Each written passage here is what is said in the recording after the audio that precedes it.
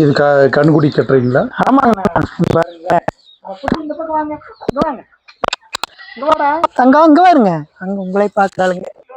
இங்க வாங்க, இங்க வாங்க, இங்க வாங்க, இங்க வாங்க, இங்க வாங்க. உங்களுக்கு பில்லு பாருங்க, உங்களுக்கு கொண்டாந்துருக்கேன் பாருங்க, பாருங்க.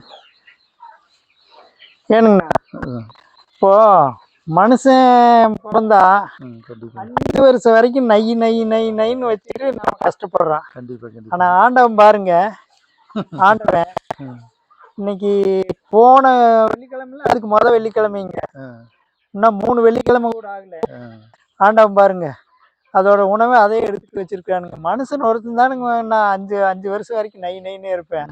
ஆடு மாடு எல்லாமே, மீன் குஞ்சு பிறந்தது நீந்துமா இல்லைங்களா? அது பிறந்து நீந்தியே ஆகும். நிறந்தே நீந்துமுங்க. இறைவனுடைய படைப்பு பாருங்க எவ்வளவு விஸ்திரமானதுன்னு. உண்மையிலே அருமையான இல்லைங்களா? உண்மைதான். பாருங்க, நம்ம தான் காம்ப்ளான் கொடு என்னென்னமோ கொடுக்குறாங்க. இதுக்கெல்லாம் ஏதாவது கொடுக்குறாங்களா? அது என்னன்னா தன்னுடைய தன்மை மாறாம இருக்குது. புல்லத்தான் சாப்பிடணும், புல்லத்தான் சாப்பிடுது. வேற அது எக்ஸ்ட்ரா என்ன பண்ணி கொடுக்குது? ஆமா, ஒண்ணுமே பண்றது இல்லைங்க.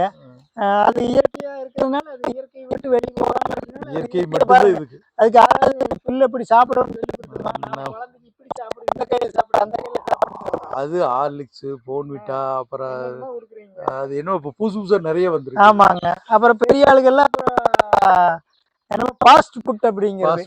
அப்புறம் அது ஃபாஸ்ட் டெத் அப்படின்னு வந்துருது ரிசல்ட். இல்லைங்களா? கண்டிப்பா பாருங்க, ஆண்டவனுடைய படைப்புங்கண்ணா. இந்த இயற்கை மாறாம நான் இது மாதிரி நாமளும் இருக்கோம். கண்டிப்பா நல்லதுங்கண்ணா.